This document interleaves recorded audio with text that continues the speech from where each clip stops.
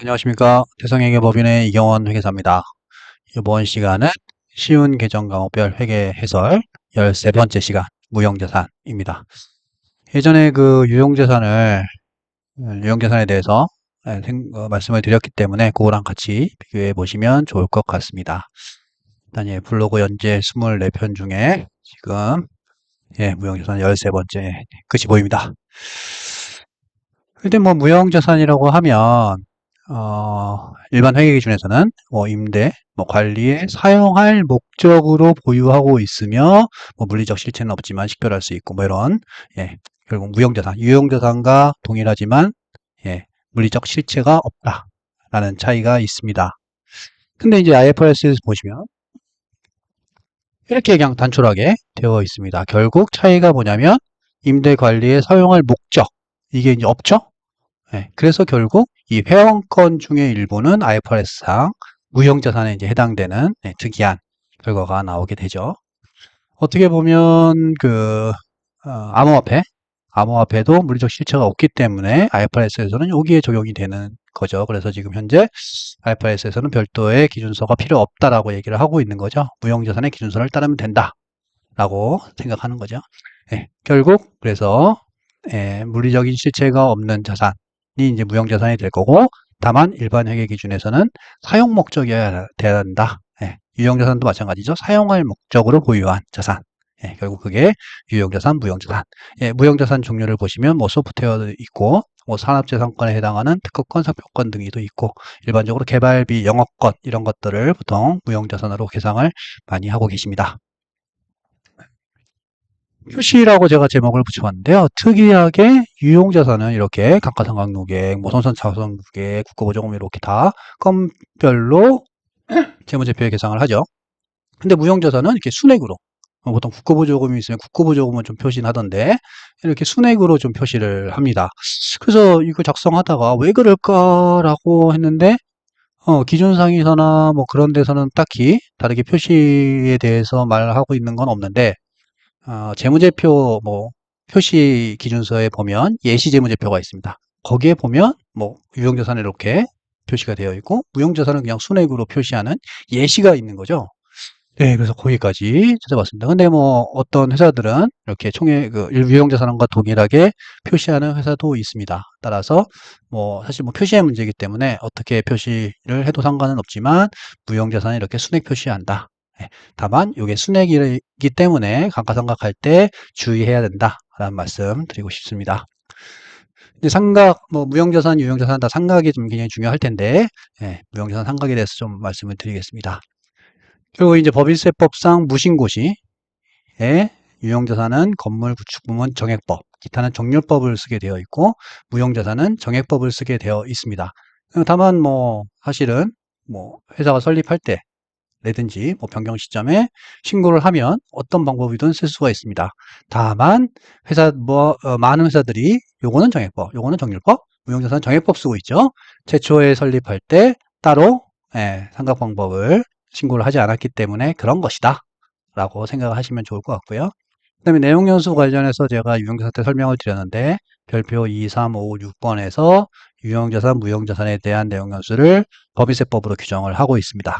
무형자산만 좀 보시면 별표 3이 이제 무형자산, 영업권, 상표권은 5년, 특허권은 7년. 이렇게만 돼요.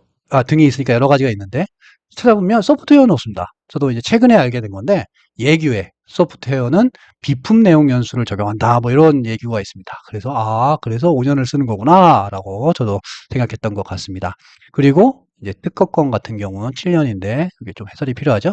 2015년 3월 13일 이전부는 10년, 그 이후부는 7년 세법이 변경되면서 이렇게 되었습니다. 그 다음에 이제 사실 무형자산은 숫자 금액이 좀 크지 않은 경우가 많아서 이슈 제가 그렇게 특별히 많지는 않은 것 같습니다. 그래서 조금 건건이의 이슈에 대해 어떤 이슈가 있는지 제가 조금 나래비를 시켜봤습니다. 소프트웨어라고 하면 자기 개발 소프트웨어를 생각을 해볼 수가 있는데 우리 자기 개발했다고 그 급여를 소프트웨어로 계산할 수 있느냐? 없습니다. 다만 개발비로 이제 계상을 할 수 있을 것이냐를 이제 고민을 해야겠죠. 소프트웨어로는 자기 개발 소프트웨어는 자산을 계상할 수가 없습니다. 외주 개발 부분은 당연히 소프트웨어로 계상하는 것이죠. 그리고 최근에 여러 가지 소프트웨어 이제 계약서 같은 걸 보면 사용권에 대한 계약서가 있습니다. 기간을 1년으로 명시하고 뭐 100만 원 이렇게 되어 있죠. 그거는 사실은 뭐 임차 계약과 비슷하겠죠. 어떤 계약을 맺고 그 기간만큼 소프트웨어를 사용하는 것이니까 소프트웨어를 5년으로 계상해서 어, 소프트웨어를 잡고 5년간 상각해. 내년에 또 계약해. 5년인데 그런 좀 이상한 금액 좀 부분들이 있어서 좀 선급 비용으로 계산하는 게 좋다. 선급 비용으로 계산하고 임차 기간이 1년이라면 사용 기간이 1년이라면 뭐 일할 또는 월할 계산해서 비용 처리하는 방법을 추천을 드립니다. 또 혹 보면 계약서를 보면 사용은 할 수 있는데 업데이트는 못해. 다음에 계약을 못하면 이런 건 또 어떻게 할 것이냐. 그래서 참 애매합니다. 그래서 만약에 회사가 계속해서 계약을 맺고 사용할 목적이라면 1년으로 봐서 1년간 선급비용 잡고 비용 처리하는 게 적정한 회계 처리라고 보여집니다. 그래서 계약마다 당연히 달라지겠지만 계약 내용을 좀 참고하시고 회계 처리하시면 좋을 것 같습니다. 소프트웨어라고 무조건 소프트웨어 아닙니다. 그죠? 그다음에 특허권에 대해서 몇 가지를 짚어봤는데요. 당연히 특허권은 특허 신청 비용이죠. 근데 이제 사실 특허권을 취득하기까지 굉장히 시간이 걸립니다. 그래서 일반적으로 부담을 하면 선급금으로 계산했다가 그리고 특허 취득 시에 특허권으로 이제 대체를 해야 되는 게 필요하겠죠. 근데 이제 만약에 진행 중에 특허권 취득이 실패했다. 실패할 때 확정이 되면 이제 비용 처리하는 방법. 결국 이제 선급금에 대해서 해당 특허권의 그 특허권별 선급금을 잘 관리하고 그게 이제 진행 중인지 뭐 실패했는지 특허권 취득했는지 이런 것들을 구분해서 회계 처리가 좀 필요합니다. 그 다음에 이제 간혹가다 특허권이라고 해서 무조건 그 특허권으로 계상하시는 부분이 있는데 취득을 위한 게 아니라 유지를 위한 뭐 연납금 내고 하잖아요. 그런 것들은 이제 비용 처리를 당연히 해야 되는 것이고요. 그 다음에 좀 전에 좀 말씀을 드렸는데 뭐 처음 뭐 하시는 분들은 어떤 건 10년하고 어떤 건 7년하고 막, 뭐 이상하다라고 생각하실 수 있을 것 같아서 다시 한번 말씀을 드립니다. 2015년 3월 13일 이전부는 10년, 그 이후에 세법이 개정되면서 그 이후에 취득한 부분은 7년 내용연수 적용합니다.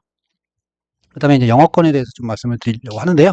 사실 영어권은 특이한 어떤 이벤트가 있을 때 생성이 되는 거죠. 그래서 제가 간단하게 좀 설명을 붙여봤는데요. 사업 양수를 한다든지, 그리고 이렇게 합병을 한다든지, 그럴 경우에 순자산보다 취득가액이 클 경우, 그러니까 더 많이, 걔네들은 100원짜리 어떤 사업이고 회사인데 내가 120원을 지급했어. 그럼 20원을 영어권으로 계상을 하게 됩니다. 간단하게 좀 말씀을 드렸지만 사실은 뭐 관계 기업이라든지 뭐 종속기업, 뭐 연결 대상 회사 이럴 때는 영업권으로 안 하고 기타 자본 이용으로 표시를 하는데 그거는 생략하기로 하고요. 그다음 우리가 흔히 영업권 얘기할 때 좀 연결 재무제표상에 표시되는 영업권을 좀 많이 영업권 얘기하죠. 지분 인수를 할 경우에 연결 대상 거기서 발생하는 부분은 연결 재무제표에서 영업권이라고 표시가 되는데 뭐 그런 부분도 있다. 이렇게 구분해서 생각하시면 조금 더 편하시지 않을까 싶습니다. 결국 이제 우리 개별 재무제표에서는 사업양수 합병할 때 영업권이 생긴다. 법인세법은 5년을 생각하라고 되어 있는데요. 단서가 붙습니다. 평가보고서가 있을 경우 결국 그 영업권을 인정할 수 있는 평가보고서가 있을 경우에 그래 5년 동안 생각해서 비용 인정해 줄게 뭐 그런 의미라고 보여지고요. 회계 기준에서는 사실 일반 회계 기준에서는 20년 이내 합리적인 기간에 따라 생각하도록 되어 있고 IFRS에서는 비한정 내용연수 무형자산의 개념이 있어서 영어권은 어떤 내용연수를 특정할 수 없기 때문에 생각을 하지 않는 걸로 이렇게 되어 있습니다. 이 점 굉장히 중요한 부분이고요. 지분법 할 때나 연결할 때도 아까 제가 말씀드렸던 뭐 이런 부분 때문에 이런 부분이 굉장히 중요해집니다. 간단하게 알고 계시면 좋을 것 같고요. 회계적인 이슈라고 해서 사실 영업권은 자산성이 있어야 됩니다. 지금 제가 자산을 쭉 말씀드리면서 항상 마지막에는 손상을 말씀을 드리고 있습니다. 평가 다음 손상이죠. 자산은 이제 결국 순실현 가치가 있어야 되거든요. 자산성이 있으려면 결국 영업권이라는 어떤 무형의 자산, 무형이다 보니까 더 어떤 손상의 이슈가 있는 것이죠. 그래서 이제 IFRS에서는 사실 매년 손상평가를 하도록 하고 있습니다. 왜냐하면 생각조차도 안 하기 때문에. 뭐 그런 이유라고 보면 좋을 것 같고요. 일반 기업 회계 기준에서는 상각을 그래도 하고 있기 때문에 매년 평가하는 건 아니고 손상 징후가 있을 때 평가해라 이렇게 되어 있습니다. 굉장히 IFRS와 일반 회계 기준이 차이가 굉장히 출란? 예, 굉장히 유명한 예, 차이이죠. 다음은 이제 개발비에 대해서 말씀을 드리겠습니다. 마지막인데요. 뭐 많죠 말이. 예, 결국 이제 손상의 이제 문제인데 예, 인식은 이제 개발비 프로젝트별로 비용을 합리적으로 계산을 해서 배분을 해서 예, 자산으로 잡아야 된다.